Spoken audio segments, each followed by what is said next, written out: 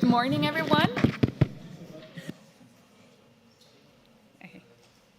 Good morning, everyone. My name is Natalie. I'm Sustainability Advisor and Lead Sustainable Finance at South Pole. And I have the honor today to moderate our panel on Next Generation, Financing Future Climate Solutions. And without spending more of your time, I would say we start the video.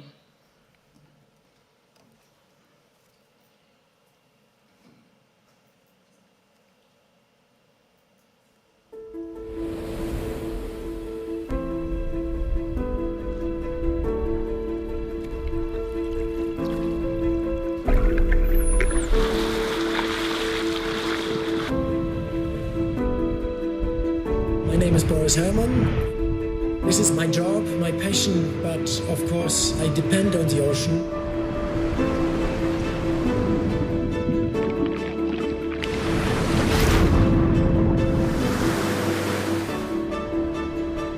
As my workplace and to do my fascinating sport that I love, I need them to be preserved. And the biggest threats for the wildlife and biodiversity on the oceans and in the oceans is climate change.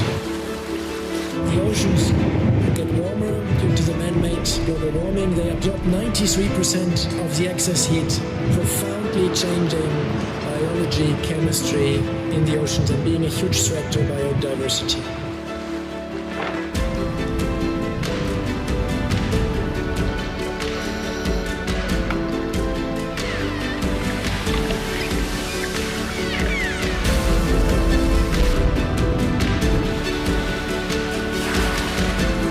We are in a race against time, and we shouldn't forget over all the science and debates and discussions that we know clearly what to do.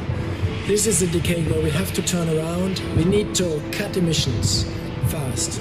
To tackle climate change is, of course, one of the biggest challenges for humanity at the moment, but it's also a challenge for the best ideas and for the fastest pace, because it's a race against time and it's a race we must win. Good to be back in nature. Let's see what's the next challenge.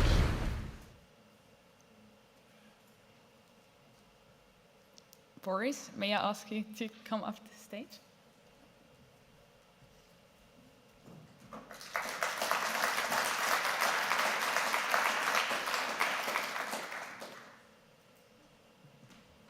hope the mic's working. Is it working? Okay, perfect. Boris, very nice to have you here. Thank you very much for your time and for bringing us this beautiful video. Maybe you can give us some more background on what is the race we must win. Yeah, hello everyone. Happy to be here, and thank you for the invitation. We have, me personally and us as a team Malizia, we have two big races. The sailing races that we kind of deal with every day, but also all of us, we are in this race against time to come up with innovative solutions and some action, some climate action. That's why it's written on our boat, a race we must win, climate action now.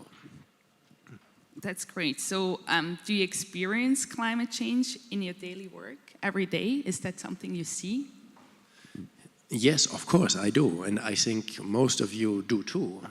We saw this particular weather situation this summer here in Europe, and we experienced that with our boat. It was so warm and the wind was so light this summer that we couldn't properly test and calibrate our instruments on the boat, and that we needed to basically wait now for autumn to find the first time a low pressure coming back into the French Atlantic coast where we train and prepare our boat. And this is something in my sailing career, I've never seen that. An entire summer high pressure over Europe. So that is the jet streams are changing, and maybe they are locking in the weather more in one place. So it's either high pressure for a long time over Europe or low pressure. And we had these big floods last year and the year before with low pressures locked in for like 3 or 4 weeks. And this summer we had a high pressure locked in for 8 weeks, and this is a clear trend that the scientists confirm. Okay, so that's impressive. To what extent does climate protection actually mean ocean protection for you then? I read that you have the Malaysia Foundation as well, you're co-founder of the team. What does it mean for you, like ocean protection? Yeah, thank you. I really like that you asked the question this way around, because lots of people think, how can we protect the ocean? And our message as a team is, the ocean is the essential thing to live on this planet. The life support system and the climate, the air conditioning system of our planet, etc. It creates the oxygen that we breathe, absorbs CO2, and it creates basically all of the heat energy of global warming. It is this massive buffer in mitigating climate change. So the oceans, they are fundamentally impacted by climate change. And that threatens, of course, life in the oceans and the functioning of them. And climate change changes not only the atmosphere around the planet, but also how the oceans work, the currents, the average water temperature is rising. They get more acid from the CO2 dissolving in the ocean, in the seawater. And that fundamentally threatens all the biology, and that's what our lives depend on. All the life comes from the ocean, and these organisms in the ocean create the oxygen we breathe. So that's, for me, if we can work on climate action, that's one of the most important levers to protect the oceans and to ultimately preserve life on the planet. Yeah, sure. So I think we have time to talk about that later as well. The topic of today is also next generation. Do you feel like you have a responsibility towards our next generation? Yes, this way around. I would not say the kids have a responsibility for us, but quite often it feels like this. With our sailing team, we run a kids educational program, and then the typical reflex of like our age group is, oh, it's great you talk to the kids because they're going to deal with this. Yeah. But it's really, we have the responsibility to move fast, to do things that they still have enough leeway to work it out and to turn it around. And this is starting every day now, and our responsibility. Oh, that's great. I'm not sure if you want to add anything before we open the round and ask someone, all the other panelists to join. No, I thank you very much. I'm curious to see what the next panelists will contribute. You're still going to stay here and join us for the panel, right? Thank you very much. Perfect, thank you. So with that, I would ask all the other panelists to please come at the stage and join me here for hopefully a great discussion.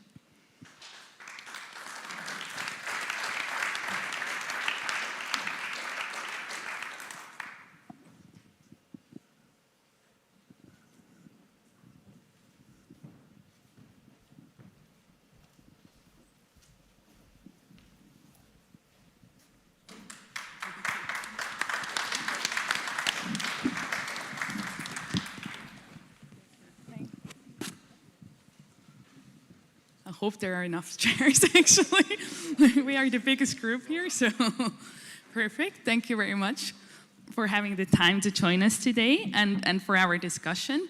So I quickly did the introduction of myself. In my daily work, I consult many financial institutions, like setting targets, measuring their finance emission.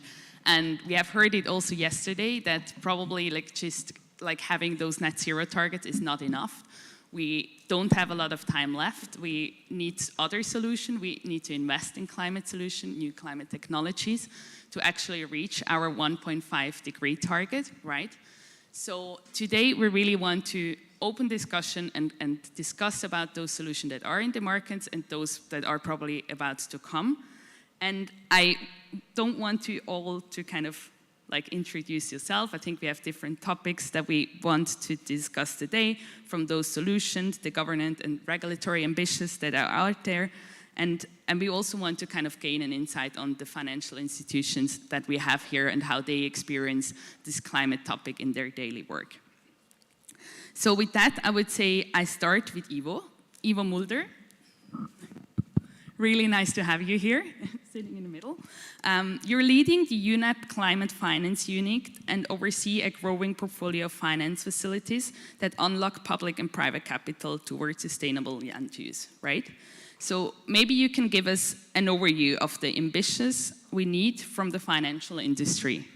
Thanks. I mean, first of all, it's a great intro, Boris, as well. Good to meet. And I think, as Boris was saying, I mean, I have a 3-year-old daughter, and I'm working on climate change day in, day out, and I'm thinking quite often, like, what is the kind of future that I'll give to her? And Switzerland, of course, is a very stable country. It's a country that's at the forefront, but it also has a big responsibility to basically be that leader.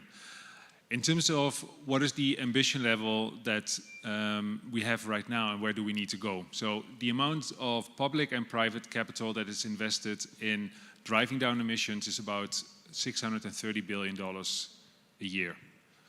About half of that comes from public budgets, half of that comes from private finance. How much do we need? We need about 6 times as much. At the same time, the amount of money that is invested in fossil fuel subsidies and the amount of money that's invested in fossil fuel investments, mostly private, is 1.2 trillion. So the amount of climate finance is half the size of the amount of money that's invested in assets that still further increase emissions. So it is about phasing out fossil fuel subsidies, phasing out fossil fuel investments as soon as possible, and at the same time ramp up climate finance by a degree of 6-fold.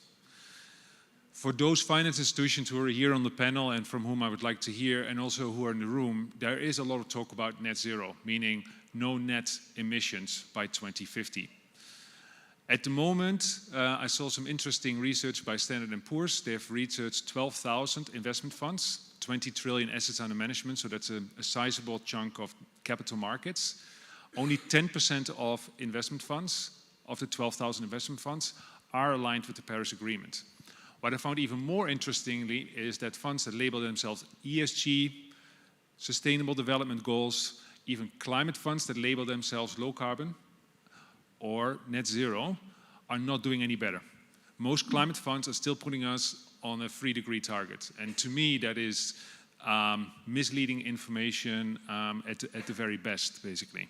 So my suggestion to those who are in the room, first of all, make a commitment on net zero.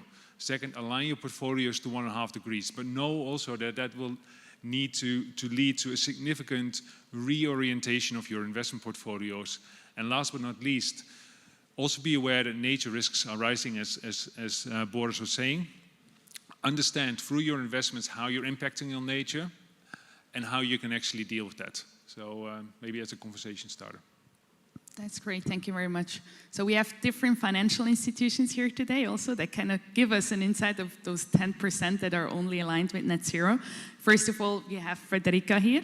Frederica is head of ESG and strategic activism at Horizon Capital, responsible for activities related to sustainability and corporate governance. Hi, Frederica. Yes, hi, Natalie, and good morning, everyone. It's a pleasure to be here to discuss this important topic today. And first of all, I would like to build on what you said and also Ivo mentioned. Net zero is a very long-dated target. It's a target that is also very difficult to imagine in practice. So I think the topic of climate solution and discussing what climate solutions really are, I think it's particularly important for our sector because we have a very important role, which is that of directing this additional capital, which, you know, if you look at how much will it take to finance Fit for 55, how much it will take to finance the Repower EU, we're talking about 5 trillion euros, right? And that amount for at least 3/4 comes from private sources. Now, where are we directing this capital? Because the problem is not capital. We have the capital, right? But we need to direct it in the right, towards the right sources. So for us, there is going to be something that obviously it will be from next year a big advantage in the market, in the European market, which is the green taxonomy. So discussing and being able to identify projects that are universally recognized as eco-sustainable will make a difference. As manufacturers of products, what I expect to see is that we will have, as an industry, more and more funds that will increase their allocation to taxonomy-aligned investments. And I think that will solve in part also the issue that Ivo was mentioning, that even measuring the carbon footprint of a portfolio and comparing two different measures from two different asset managers, so today is a challenge because we don't have a common metric. We don't have a common way to calculate it. So, there are several studies that say funds that claim to be aligned are not in reality aligned. Well, that depends on the standard you're using. Perhaps I use a standard that shows I'm aligned. You're judging me according to some other standards, and all of a sudden the alignment is off. We have a mission, right? The mission is to reach climate neutrality by 2050. That will not come unless we invest into eco-sustainable activities. Until we have data on the taxonomy, which can be used on a global scale, because investment is not only at European scale. The investment needs to come from the US, needs to come from Asia, so we all need to pitch in into net zero 2050.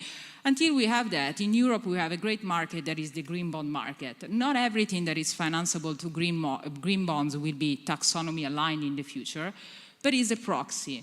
So Horizon is a signatory of the Net Zero Asset Managers Initiative. We're very proud of that, in fact. And one of the key requirements, including, as we know, having targets of assets that we want to dedicate to manage in line with net zero and grow that proportion over time and decarbonize assets, it's to make sure that we direct more capital towards climate solutions. So pending data on taxonomy, today we are managing and looking at and monitoring how much of our assets are invested in green bonds. We want to grow that over time, but also we want to make sure that in the future our funds will be bulletproof in terms of what we communicate out to the market in terms of real impact. So I'm looking forward in general to see the industry communicate much more around taxonomy and how much that will help. Meanwhile, we also have another very important tool, which is stewardship. We need to discuss with companies what they are doing, what the practical steps that are being taken towards developing climate solutions are, because let's face it, we're not experts of every field, right? We are financial sector players, so we can't have the expertise of engineers that are currently working on every single solutions, but we need to sit down with companies and we need to understand, especially around enabling sectors, where the next challenges and opportunities are, to make sure that we try to figure that out and embed that into our investment decisions. Great, thank you very much. I think we come back to the taxonomy, but I want to really stick with the impact now a bit, like what is really climate impact and also what are other solutions outside of the financial industry. And we also have Philip Mas here. He's also from South Pole, Director at Carbon Removal Markets, and he leads our Next Gen facility that was just recently launched at the WEF together with different funding buyers as the Boston Consulting Group, LGT, UBS, or also Swiss Re. Philip, so the question to you, why do we need to invest in climate technologies? Very good question. Thank you for that, Natalie. Just by way of background, I mean, I think it's worth noting that South Pole's new mission statement is true climate impact for all. I think that really speaks to what we're trying to address by looking at new climate technologies and the necessity in the market. So I think you're going to hear a lot, you've already heard a lot the last few days, and you hear a lot today about the track that we're on in order to meet the Paris Agreement. So if you refer to the IPCC report, they gave us a 50-50 chance of realizing Paris. I just heard from one of our panelists, and I hope I'm not stealing one of your points, that Chatham House thinks we have a 1% chance of reaching Paris. All of this is, suffice to say, that our current efforts to reduce and avoid emissions are not sufficient. We really need to do more. Elon Musk is a supporter of climate technologies, and he posted a tweet saying that we need to support carbon removals. And I think one of the responses to that tweet was very telling. Somebody wrote back, "Yeah, I've got a great carbon removal technology for you. It's called a tree." We tend to think in the climate community that nature-based solutions will be sufficient to fill that third pillar as it relates to reversing the impact of emissions that we already have. And frankly, it's simply not going to be enough. If we look at the land impact that nature-based solutions would require in order to address the removal challenge, we would need something on the order of 3 times the size of the continental United States to be planted with trees. And as well as we would then need to displace all those people and provide the agricultural means to support the food supply that those trees would replace. So short of moving New York City to another continent and planting trees across there, that will not be sufficient. We need to have additional sources of removal technologies out there that can be scaled, that are less resource intensive, in order to meet the global challenge of 3.5 gigatons by 2030 alone. What does that mean in terms of where we are today? Well, frankly, we just don't have the level of investment that we need in the space right now. There has been a lot of resistance to climate technologies from the traditional climate community, simply because it's seen as a displacement of their existing funding. And that's simply not the case. If we look at durable technologies, long-term storage of climate technologies, and purchase of these outcomes, we can see about 600,000 tons total has been purchased from the market. And of those, only 100,000 are what would be considered long-term durable removals. So we still have a really, really long way to go in order to get there. And a lot of that is being driven by the incentives, particularly the cost of these removals, which can range at the moment anywhere from $100 a ton up to $2,200 a ton, which can be compared to other types of credits in the market, which are in the single to double digits. The good news is that we are seeing activity right now, and I'll talk a little bit later about that. We are also seeing many of the companies that have been a major contributor to the emissions challenges, such as oil and gas companies, start to see removal technologies and carbon removal as an alternative revenue stream for them, a potential new business model. So rather than shutting the companies down, we may be able to direct their efforts into that space. If you look at the size of the projected market for carbon removal technologies, it's projected that it could rival the oil and gas industry. If you look at all the infrastructure investment required, all the purchases from those projects. And quite promisingly, we're seeing an upsurge in interest from the venture capital community, where last quarter you had $882 million of venture funding going into companies. So suffice to say, I think we have some promising signs, but we need to do a lot more to invest in these technology companies so that we can ramp up removal and reverse the impacts on the atmosphere and the climate that we've already made. Thank you very much, Philip. Maybe a view from another financial player. We have Julius Baer here, a private banking perspective, and Milo has actually brought us a video, so I want to quickly show that video first. Perfect.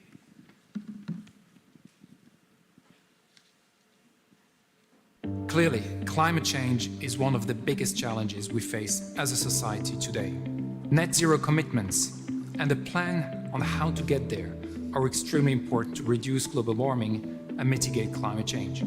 At Julius Baer, we are determined to mitigate our climate impact. Therefore, we have defined a new climate strategy. We are reducing direct greenhouse gas emissions from our own operations and our indirect emissions as well. And yes, we want to empower our clients to make a positive impact too. Accountability starts with targets, and setting meaningful targets starts with transparency. By leveraging our environmental management framework and monitoring tools, we address the overuse of natural resources. This is a strategic goal. In our own operations, we want to reach net zero by 2030. To achieve this, we are shifting to renewable energy sources wherever possible, and we are cutting back on business travel emissions. I'm very proud that we lead the wealth management industry by introducing an internal carbon price for our air travel. Our engagement strategy focuses on a structured dialogue with emission-intensive companies that we and our clients invest in. We strive to go to net zero in our treasury, lending and mortgage book by 2050. After all, how we invest today is how we live tomorrow. At Julius Baer, we help our clients to make educated decisions. This also applies to sustainability topics. We provide climate-related metrics in our client portfolios, and we develop impactful investment solutions, two effective measures to decarbonize our economy. Last but not least, we also support our clients in executing their voting rights more consciously. We at Julius Baer are excited to embark on this journey with our clients. Together with them, we will continue to create value beyond wealth. Perfect. Hi, everybody. Yeah, quickly introduce yourself. Yes. Okay, so you're deputy head of the investment advisory from Julius Baer. And I think we have seen it in the video. Julius Baer has started to commit to science-based targets on their treasury book. As you're leading the head of investment advisory, my question would be like, are clients take action, or what is it that you can do to reduce portfolio emissions of clients, actually? This is actually really the key question, because to walk the talk is important, but it's also not so difficult for a bank with, minimal CO2 emissions on operations. Our main emissions come from air travel. We can really make the walk the talk happen. That's absolutely needed to be credible. Our biggest impact we certainly have by educating our clients on what ESG entails, what client action entails on the portfolio level. And this is basically really our main role, like providing information in a streamlined manner, because as was mentioned before, the ESG topic is often a bit in disarray, quite chaotic. So our task is to bring the good data in a good manner to our clients, educate them, and also our staff, by the way. This is a topic that is not new, but it's not so straightforward to capture. So that's our main role. We do that by basically providing our clients with an ESG methodology that is proprietary. That is then the base for an ESG client reporting. And on the climate side, we basically provide a so-called climate score, which consists or is based mainly on the greenhouse gas emission of companies, scope 1 and 2. 3 is unfortunately still impossible, and still even in 1 and 2, it's not always easy to find, so we have to use appropriations on industry level. And we basically then construct out of these single climate scores per company an aggregated portfolio level score that shows the clients where their portfolio stands, specifically in terms of the warming path in agreement with the Paris Agreement. So how far is the portfolio as a whole away from the Paris Agreement warmth, like it should reach, right? It's like a thermometer, so it's pretty powerful, really there. And this is then also basically leads to the discussion on how to improve the warming path of the personal portfolio of the client. And then, there are different approaches. Obviously, there are the traditionalists who might, say, I still want to be in carbon-intensive sectors. Like this year, especially, where we had a revival on, old economy, carbon-intensive companies like fossil fuels, commodity, mining, etc. So they say, I want to stay in there, but I would like to go with a vehicle that has a strong and active shareholder engagement in place.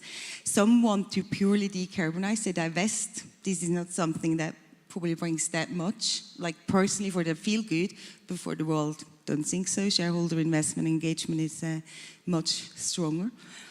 Or then they really add investments in the impact solution field.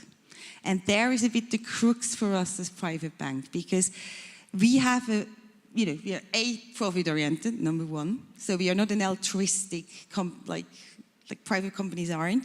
Plus, we are exposed to a high fiduciary duty towards our clients. We cannot take undue risks. So we can absolutely invest in topics and sectors that are already rather mature, like renewable energy, electric vehicles, etc. But when it comes to these new solutions you're talking about, we really have an issue to reallocate private people's money to something that is not yet tested, etc. So public spending for us is key, to bring these topics and technologies on a level where it becomes investable for clients like ours. And this public spending is really like, I mean, it was always used to bring technologies forward. And that's also why, I mean, I say that as a banker, we are obviously a free market, but in this case, we are convinced the invisible hand of Adam Smith is not fast enough to deal with these issues. We really need government interventions on a large scale in a proper manner, like setting pricing mechanisms that incentivize, for example, CFO teams of large companies to realize, hey, CO2 emissions are on the liability of our balance sheet. We have to deal with them.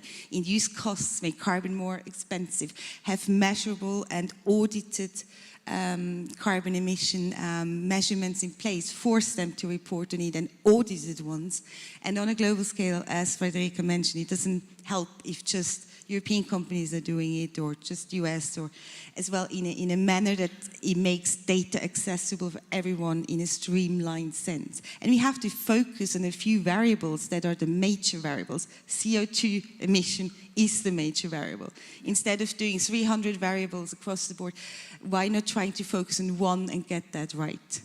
And this would also really help us to target money in new solutions once they have a certain maturity and actually a good database. So we are hoping and rooting for it, and we do what we can.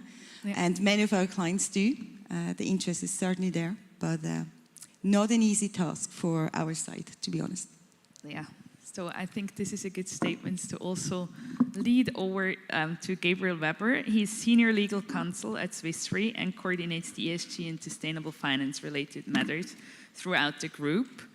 And we have heard it now from Myla, the government also needs to act. So maybe Gabriel, to you, what is the regulatory environment in which financial institutions find themselves when financing those climate solutions? Yes, thank you, Natalie. Thank you, South Pole, and the partners for organizing this panel. Law and regulations is one of the different ways that governments and states can interfere, or let's sort of say steer the game in one way or another. And when looking to the sustainable finance and financing the future of climate solutions, as the name of the panel calls for, we have three big topics. I won't dare to call them challenges, but we may conclude at the end together that these are challenges. The first one is that the legal landscape for institutions and for players operating globally is extremely fragmented. Federica was mentioning the EU taxonomy and the power that the EU taxonomy can be unlocking in the near future, but this is only one of the more than 25 taxonomies we have across the globe. So what is an environmentally sustainable economic activity in the European context may not be the same in the UK, so just across the channel, or maybe not the same in China, and so on and so forth. So we see in the use of one regulatory tool, so the use of taxonomies, a quite interesting reflection and transparency of how governments and different stakeholders perceive the whole space of transition. And also it's interesting when we look at these taxonomies, how these taxonomies reward and give incentives. While you have on the one hand taxonomies that have been set with the very specific purpose of driving this transition, other taxonomies have been set in a more kind of end goal. So you are only taxonomy aligned once you meet all these, and how you get there, well, my friend, this is for you to figure it out. So it's quite interesting to see how different philosophies play into this game. The second major change or challenge or pillar that we have, that was also alluded, is the speed of regulation. On the one hand here, it's almost a paradox. We claim, we ask, we beg sometimes even for more regulation, more clarity, and regulation comes very fast. And I always like to use as an example the SFDR. The SFDR was adopted late 2018, entering into force March 20, 2021. And from that on, we are still waiting for the RTS, so the delegated act that will give all the details to actually come into force. This has already been amended, re-amended, and was amended again last Friday. So for everyone that is working on the SFDR, so fund managers, people offering products in Europe, they need to, on the one hand, catch up with this regulatory movement that is quite fast, while still implementing. And here the colleagues in the panel also alluded to sometimes the lack of methodologies, the lack of data that you may need or you need to have in order to fulfill these regulatory duties. And this leads to the third pillar, which is the uncertainties that we have when law, as established as it is confronted with the reality and of the climate crisis, but also the challenges deriving from sustainability as a whole. So here we have, for example, key areas of law that may be levers or may hamper, from, according to some commentators, sustainability and sustainable finance. So here just two examples.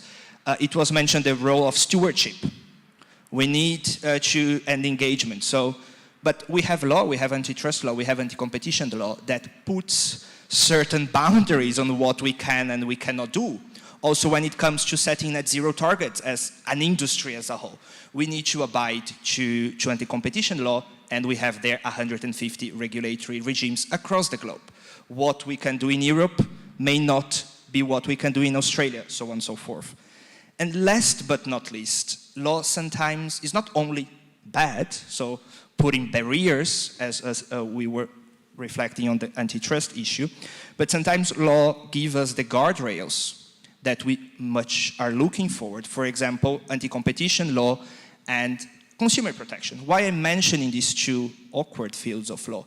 Because they have been rebranded and we now call them greenwashing. So these two fields of law give us the guardrails and the guiding principles on how to address and how to, most importantly, to avoid greenwashing and how to move forward. So that's the legal landscape at the moment.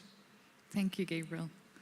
So with this, I also want to hand over to Stefano Montobio. He's Research Director and Global Head of Investment Governance and ESG, overseeing the ESG analysis and integration into the investment process. So maybe, Stefano, the question to you, the regulatory environment is changing. What is your perspective from a financial institution on this market environment change that we see? Okay, thank you and good morning, everyone. I've been looking in ESG since 2008, 2009. So apologies. So I must admit I'm quite biased. I quite love the subject, but I also been a fund manager, an equity fund manager, portfolio manager, so I also have the other soul. And when I saw the regulation at the beginning, I saw, okay, that's good. Then I start reading a bit more. And then my impression was that it was a nightmare for asset manager and a paradise for consultant. Now, after having spent a few years with this regulation, I think that there are positive and negative. So on the positive side, for sure it gave a boost to the debate.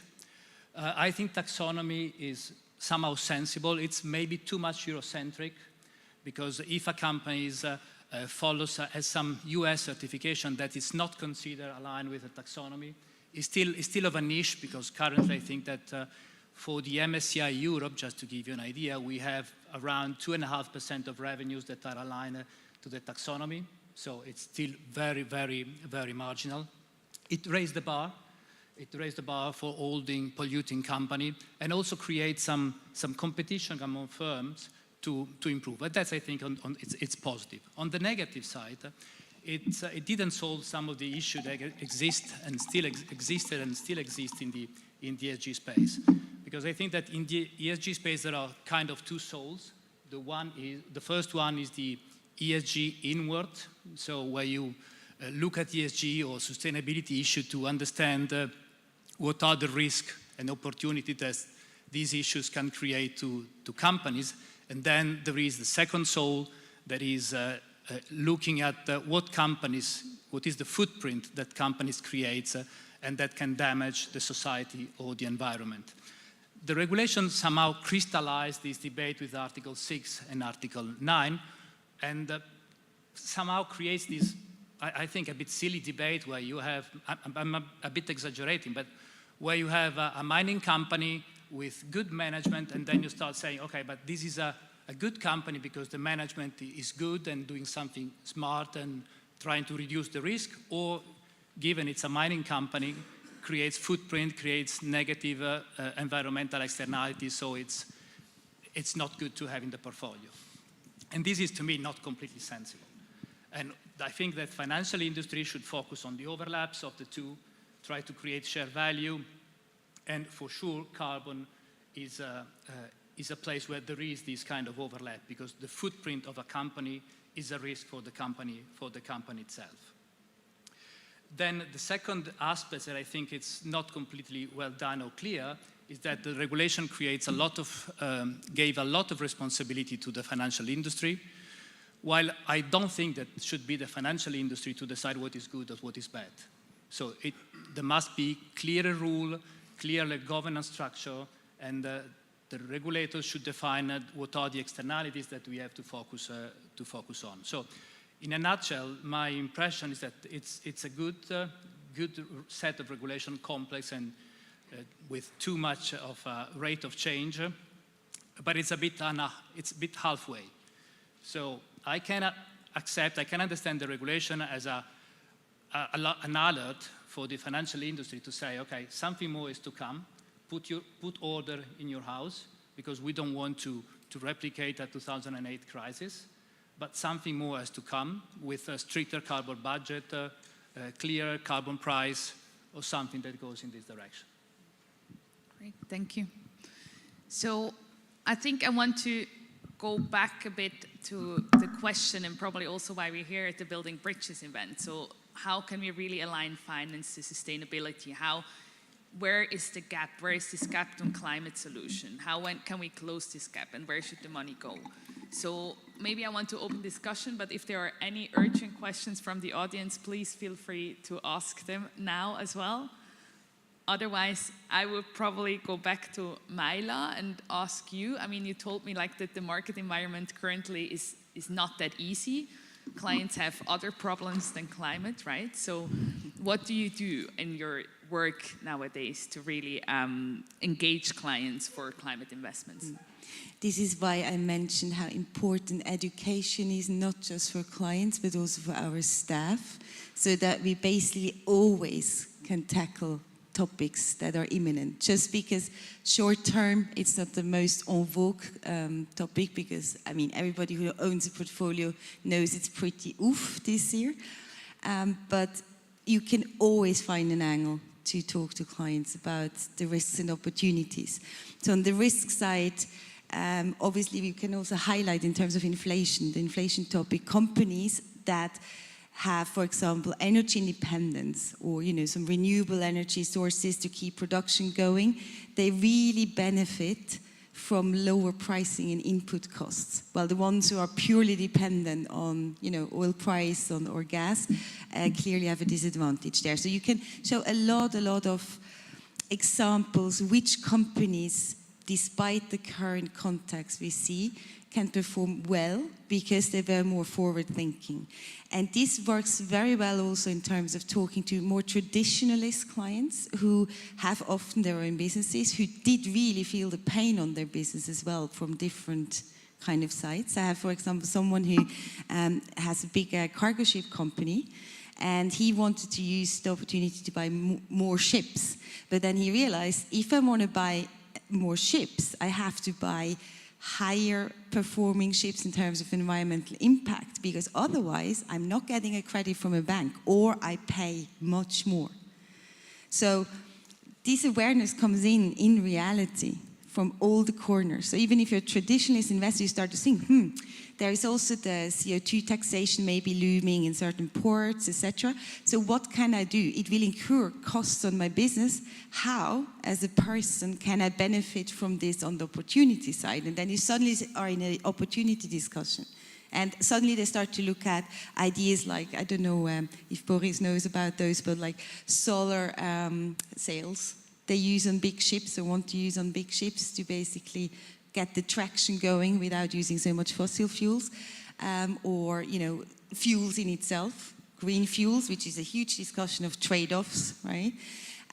So it's really about us being able, in any context, to make it happen that the climate considerations stay in the game. We cannot just give up just because for the moment, short-term, ESG is not at the front mind. You have to change the conversation, and that needs knowledge. That's why education is extremely important for people in our business. And we are still not there. So that's what we're working on hard. Yeah, I agree to that. Thank you. Federica, you also brought us a video today. You talked about stewardship and engagement before, so I would hand over to you quickly to introduce a video. Yes, thank you, Natalie. Yes, in fact, I spoke before about the importance of listening to companies and learning about what companies are doing. So we thought to bring you the experience, a very brief video, but with the experience of two companies. One is Prysmian Group. I don't know if anybody of you is familiar with the company. It's certainly a world leader in deep sea underwater cables and also underground cables. So enabling the digitalization of the telco sector and enabling also the energy transition, really. And the other one is A2A, which is an energy company, a utility company. Notably, it's operating in the city of Milan and in the northern part of Italy. They're making significant investments in circular economy, significant investments in smart infrastructure. So we're going to hear this brief video where these two companies are telling us about a couple of very interesting projects. Perfect.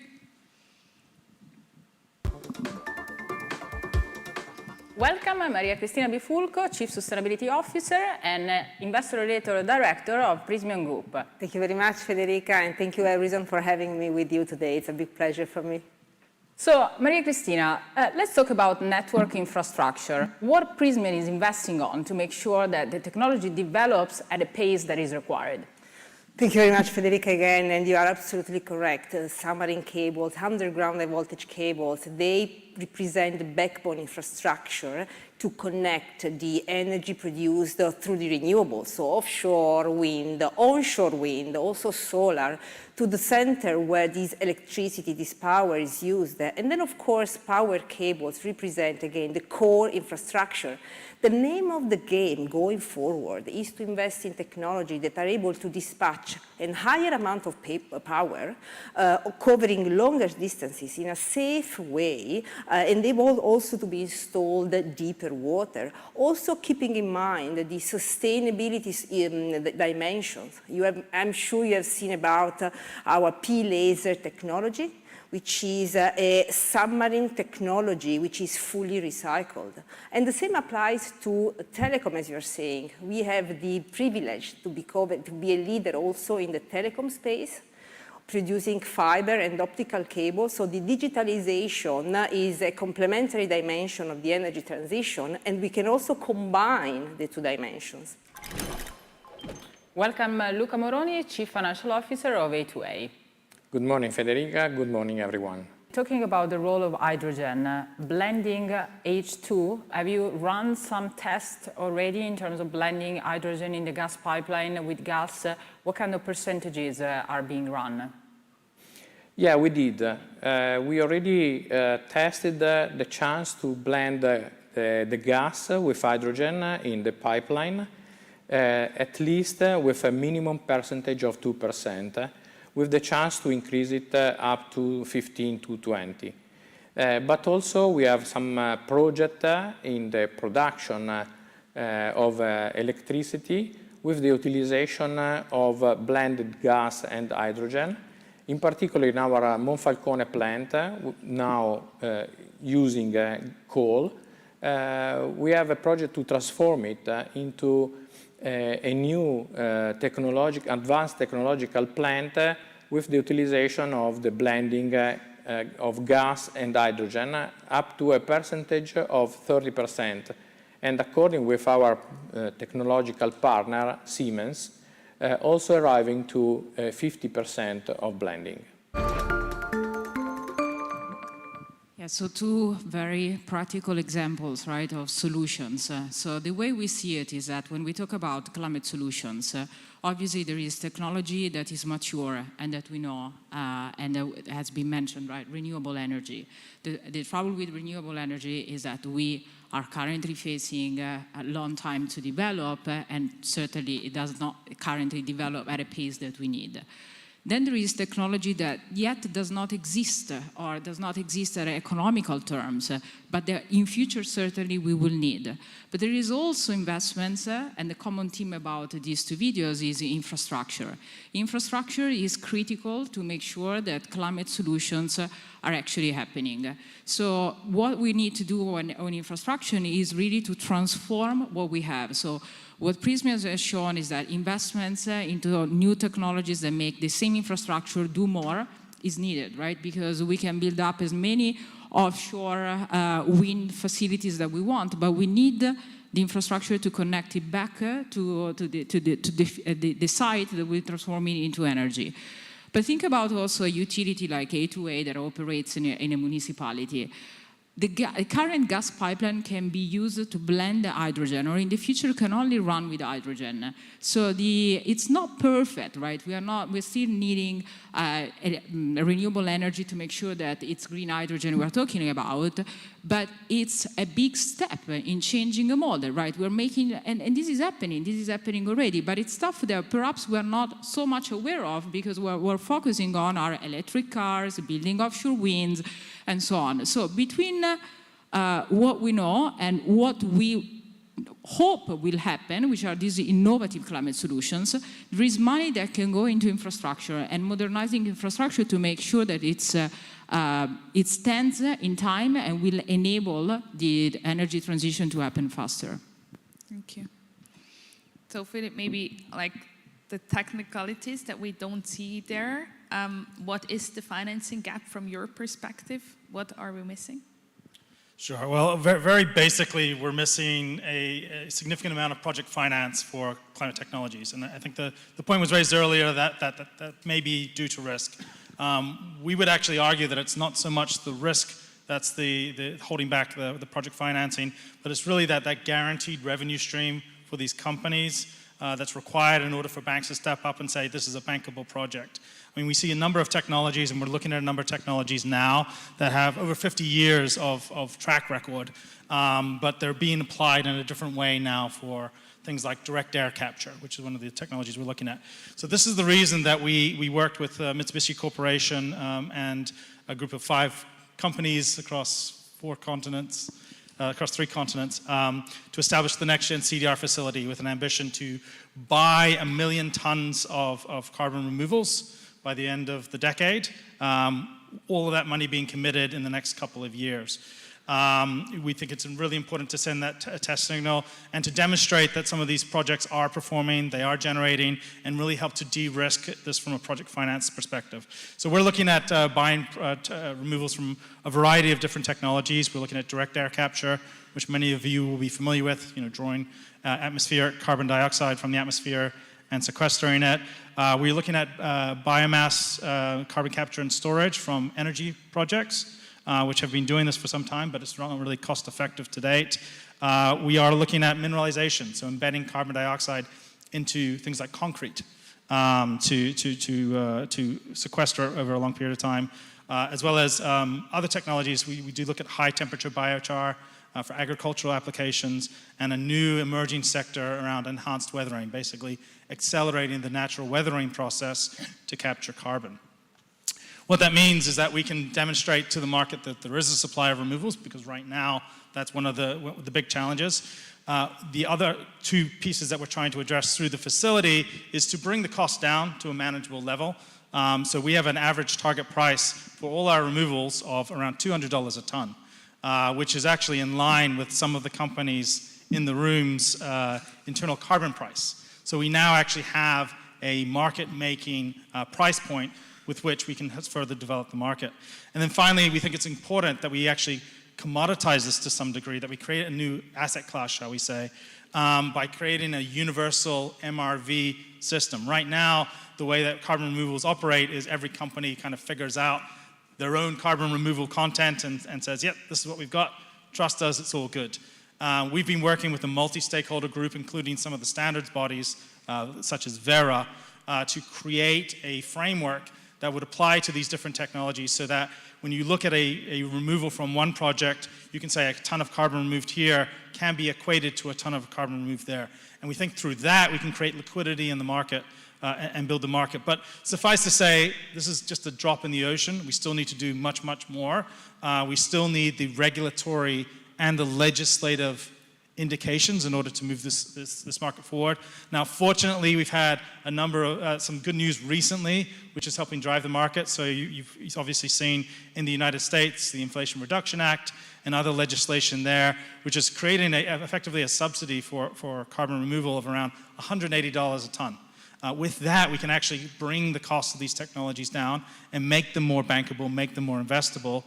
Similarly, in the UK is now looking at integrating signals for companies to examine removals as part of their overall portfolio.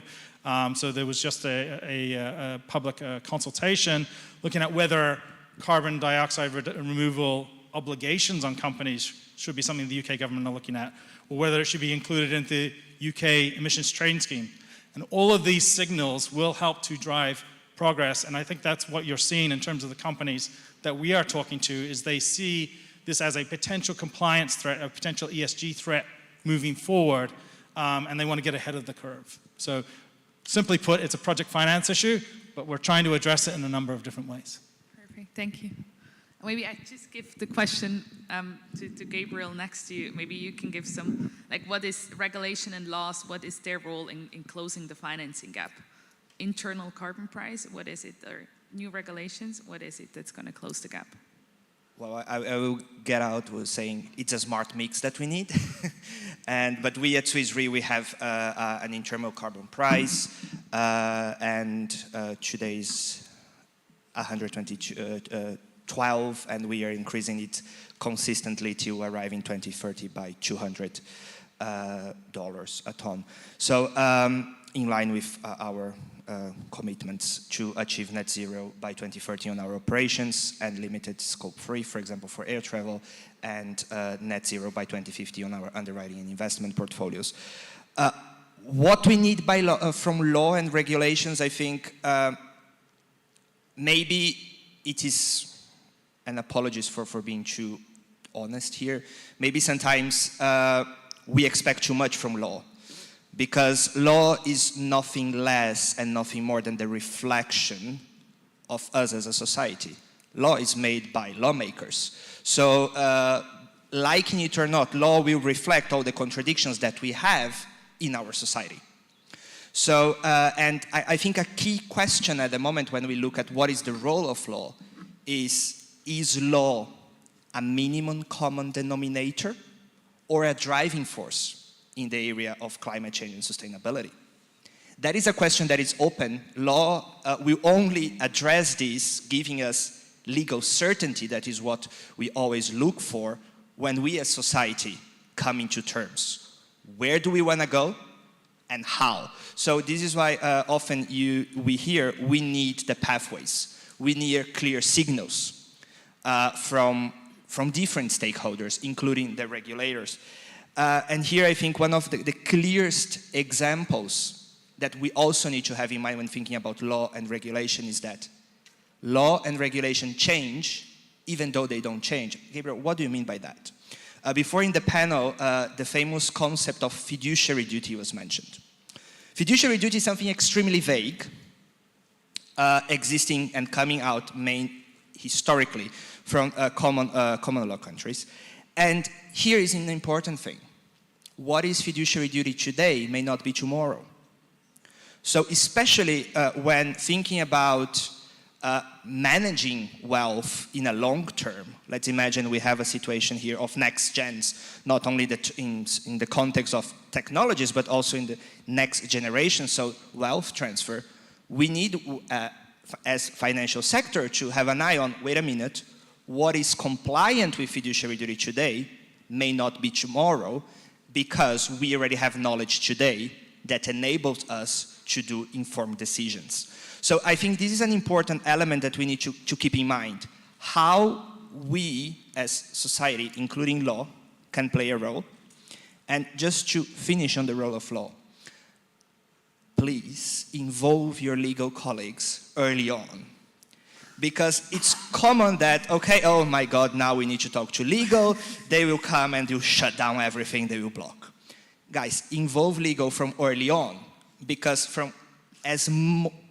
see legal as a kind of a colleague that you shepherd through these very difficult seas, just to make an allusion to our friend here in the panel, that may enable or not the project. So bring us, let's say, legal early on, so at the end we can all have the solutions we are looking for. Will do, thank you. I have Boris sitting here as well, listening to you all talking about the financial gap.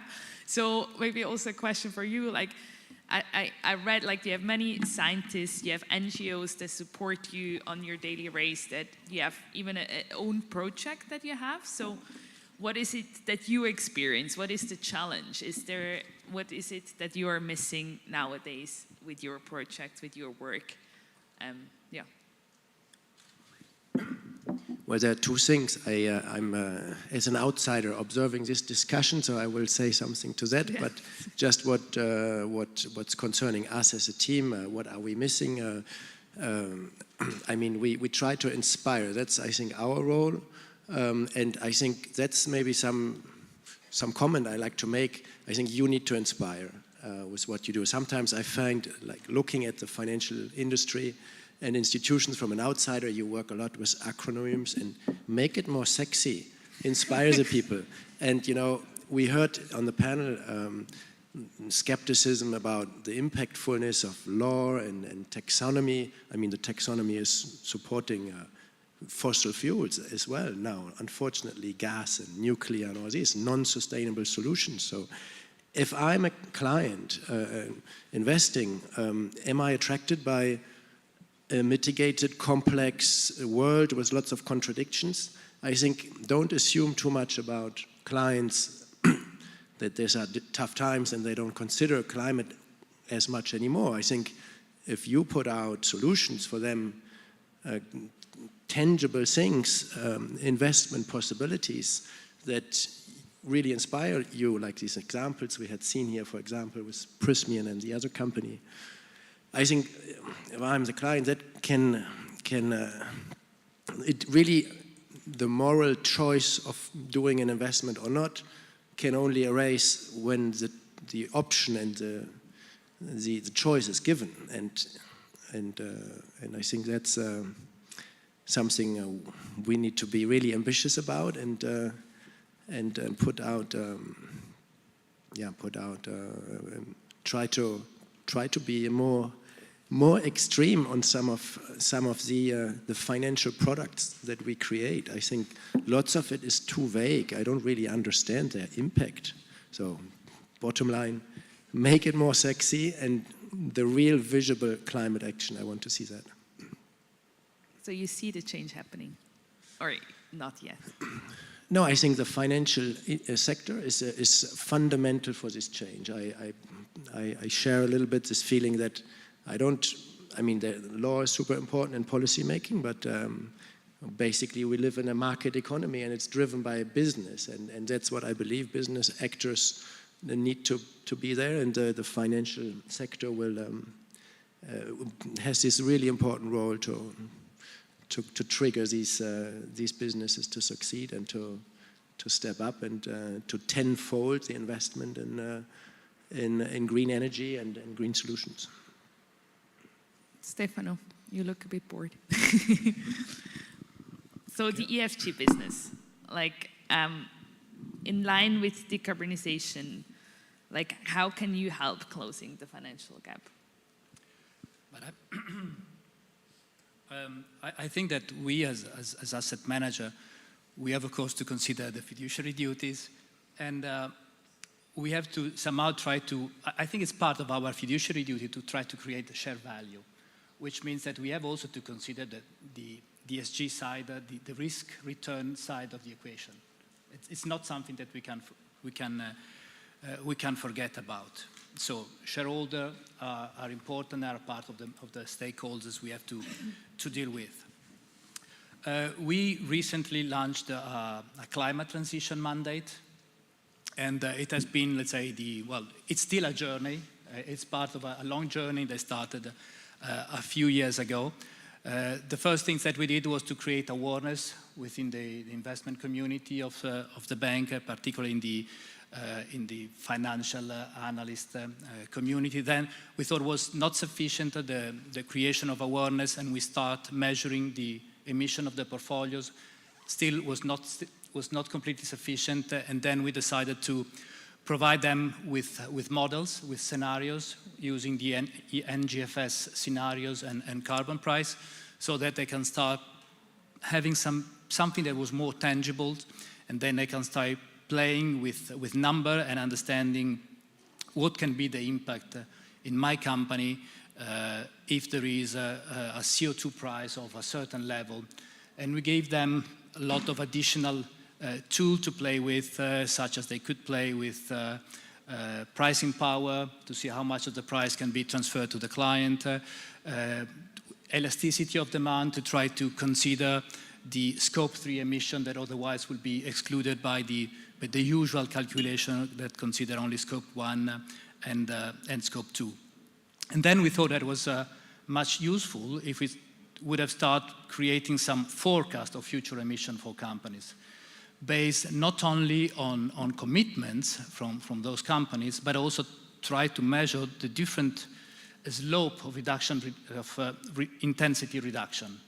So what we then did was to, okay, we see that this company is reducing emission with a certain degree, with a certain slope.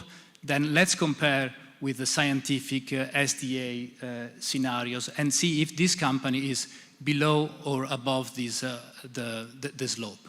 If the company is below a certain slope, then we can say, okay, this company, we have reasonable assumption to think that this company is moving towards a net zero scenarios, meaning that the risks are reduced, and then we are packaging this company in this portfolio. That I think it's a good way to try to align the different needs. We also invest in companies that we call the enablers, so the ones that create the technologies to reduce emission. We would like to have more of this kind of company. We would like to have more investment in new technologies, more investment in the food chain, because these are all part of the game. And I think that this kind of approach, this portfolio that we can create, has a big advantage, because it can span across all the sectors, all the maturities. There are no specific risks. There is a good factor exposure. We can invest in opportunities without creating additional tracking error.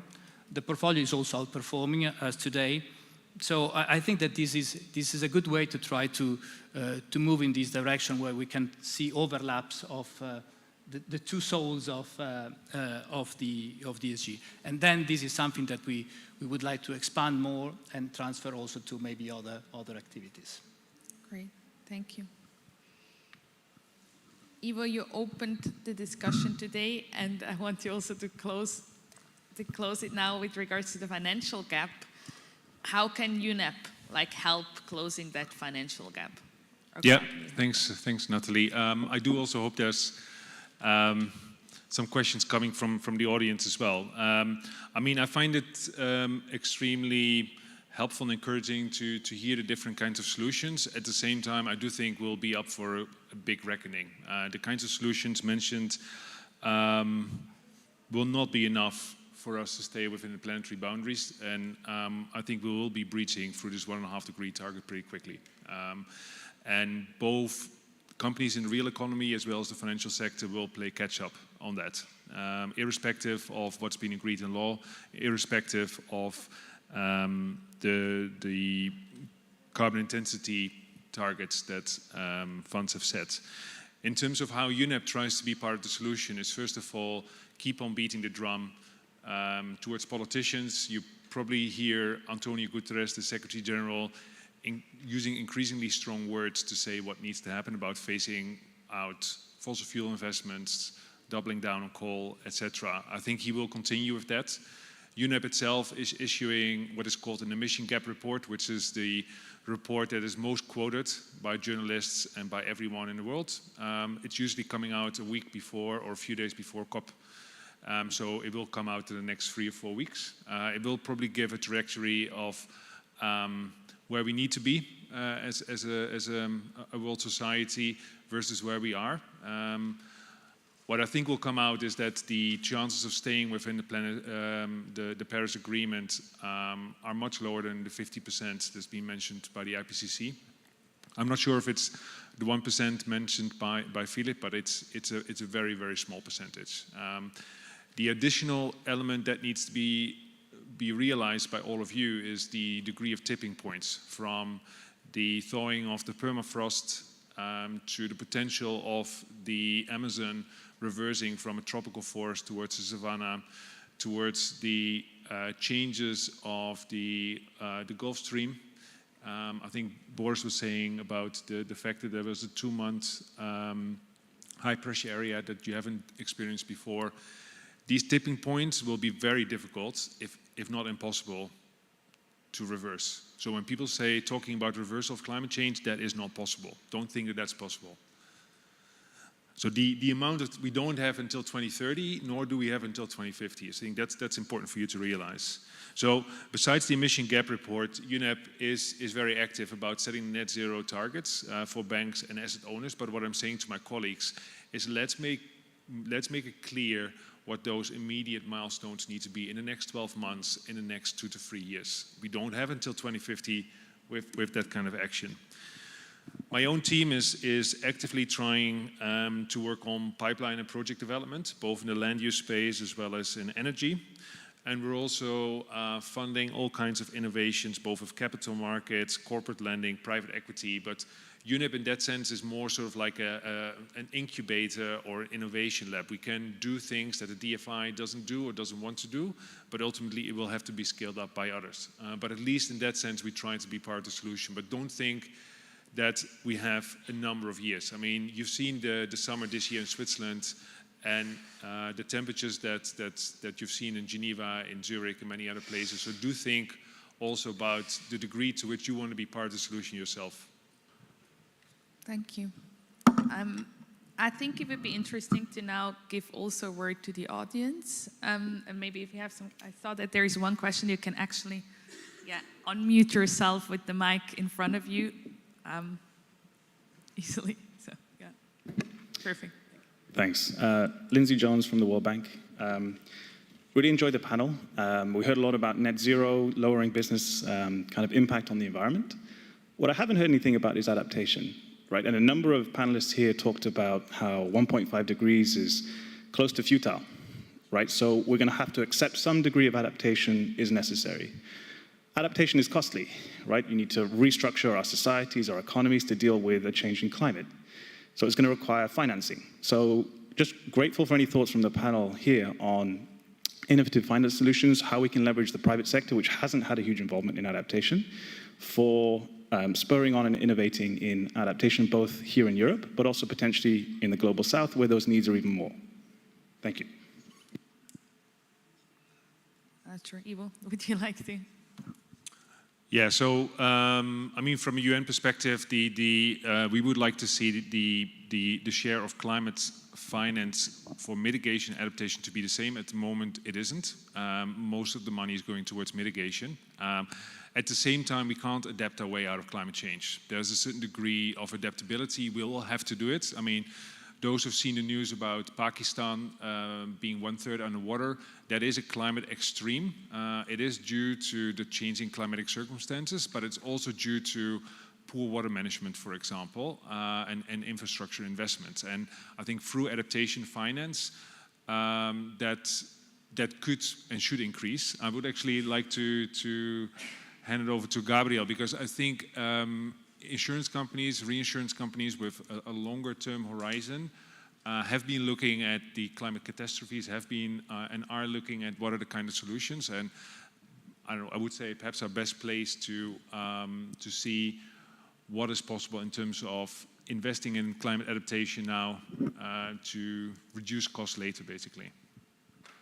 Yes, definitely. And the last few weeks have been a kind of a good reminder of what our future can be, right? We have a typhoon in Japan, we had the floods in Bangladesh and Pakistan, we had the hurricane in the US, so the climate is giving the warnings and the alerts.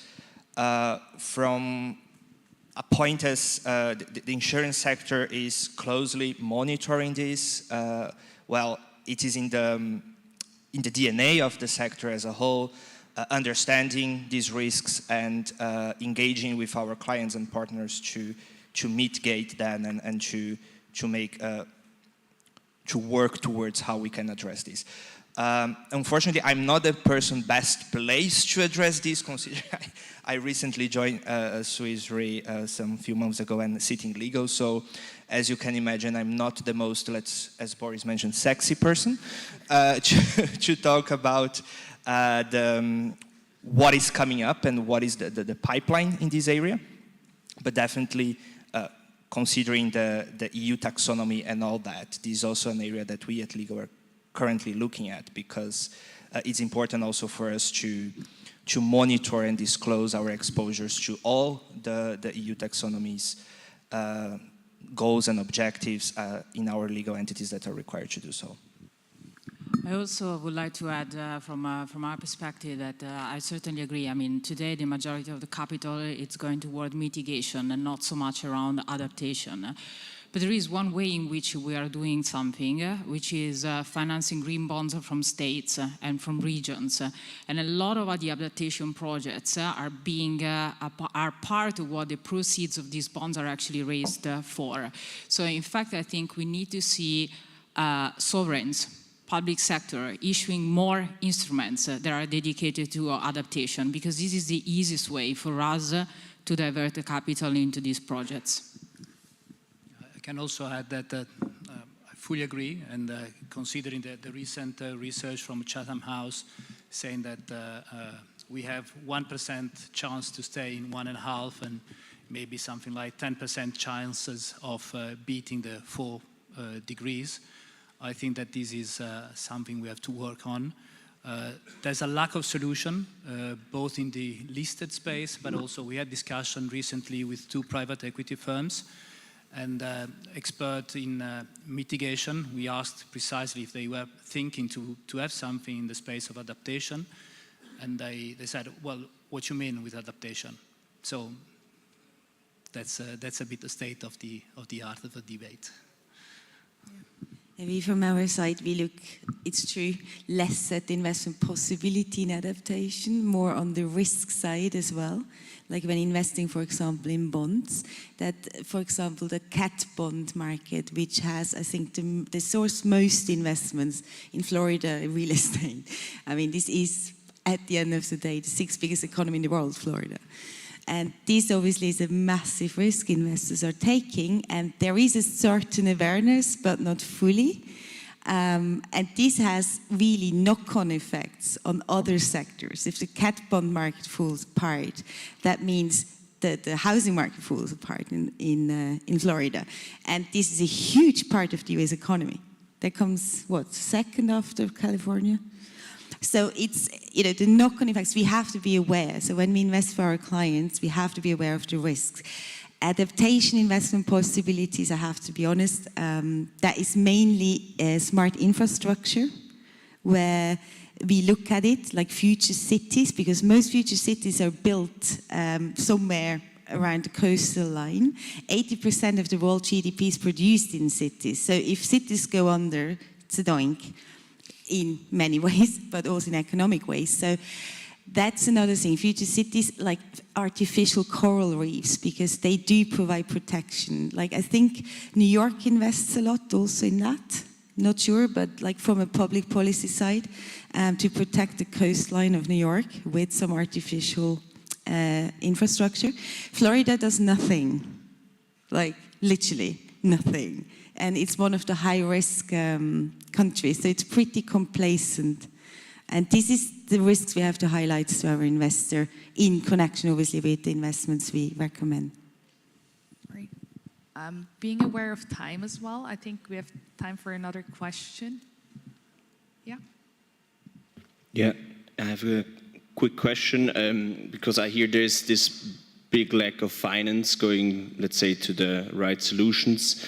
And I was wondering, there was pointing out a lot of missing things like laws, policies, KPIs. And I like Boris' perspective is not very tangible, right? So I was wondering, a lot of you in the panel, but also in the room, you are responsible or guiding huge investments and investment decisions on a daily basis.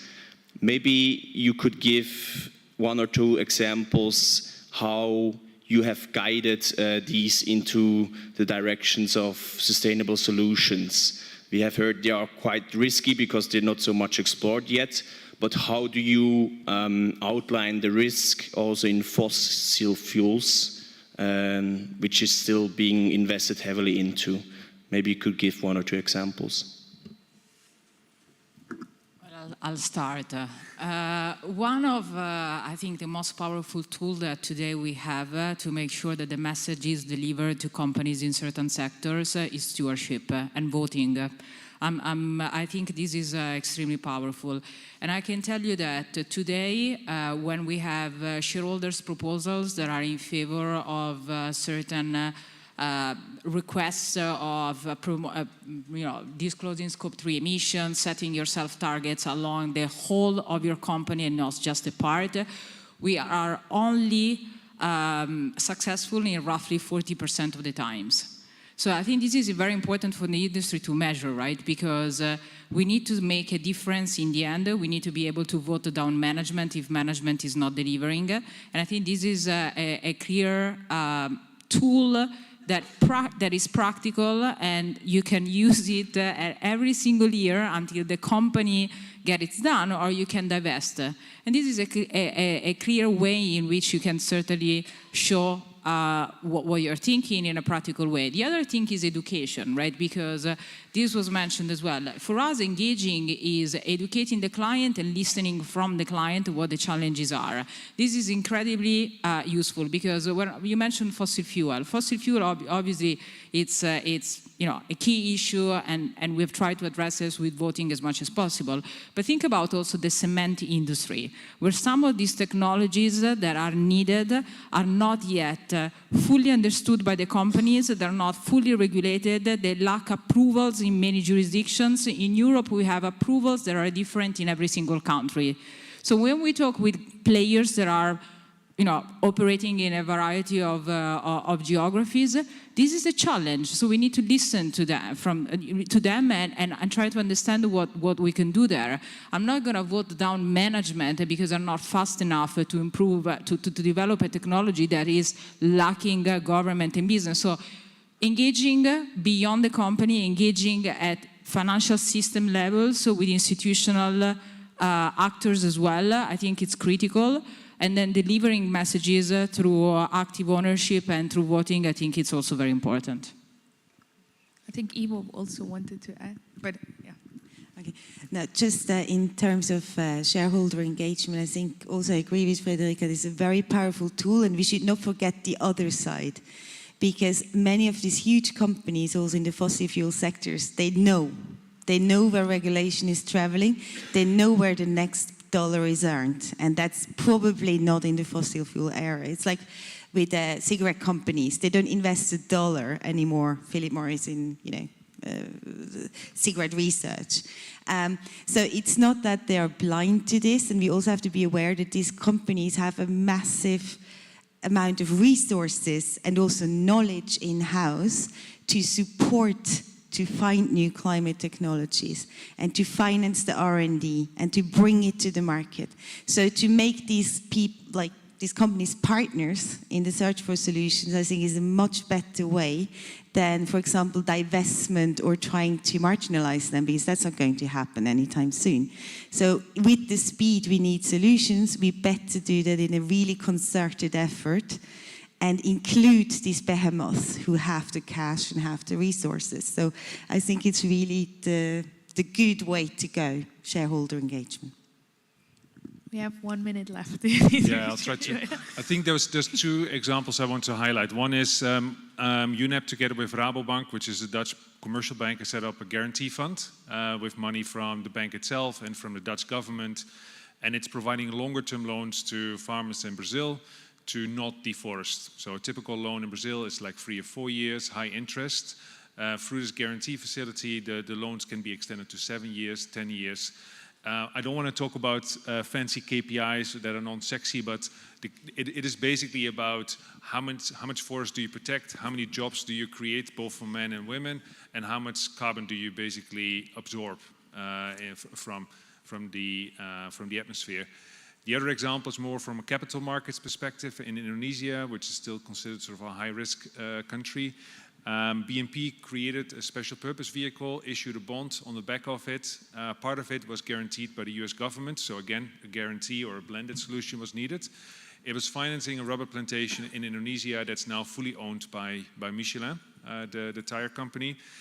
A typical plantation in Indonesia, you'll basically have the palm trees or the rubber trees up until the front porches of the workers. In this case, the plantation is done differently. It is about setting aside half the plantation for forest restoration and protection, having part of it from the concession for community workers, basically.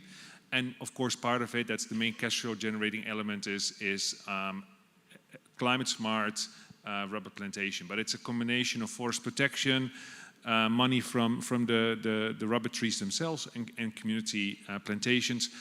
That was a $95 million bond that was repaid 2 weeks ago, and it was made possible through a partial credit guarantee from the US government. So those are just 2 examples, but it's the tip of the iceberg in terms of what is needed. But I think some of these solutions, both in the energy space as well as in land use, are being deployed. Maybe I can also add a couple of things. And first, we decided a few years ago not to invest in companies involved in the coal sector above a certain threshold unless they have exit plans in place. And we also do apply a voting policy that follows a climate principle. However, what we are witnessing in the last few years is that a lot of coal companies are going private, meaning that the possibility to control is also almost inexistent, and this also creates issue in the social space because the controls are much weaker. Up to a few years ago, the fossil fuel industry was the one with most subsidies, even bigger than the renewables, which seems a bit crazy, but it is. In Switzerland, last year we discovered that there is a regulation that deducts marketing on meat, which you think it's not very well aligned with the emissions reduction needs. And then also the big plants in the oil industry are quite often financed by state-owned companies. So there's a lot of complexity. It's not an easy world, I agree. Thank you. So with that, we actually need to close, being aware of time. Thank you very much for your time today and for these interesting discussions. I think to sum it up, we will need to have more regulations, more sexy investments, more legal involved, and like solutions that are able for clients also interesting to get return out of it, and technologies being in forefront there. Perfect. Thank you very much all, and also to you.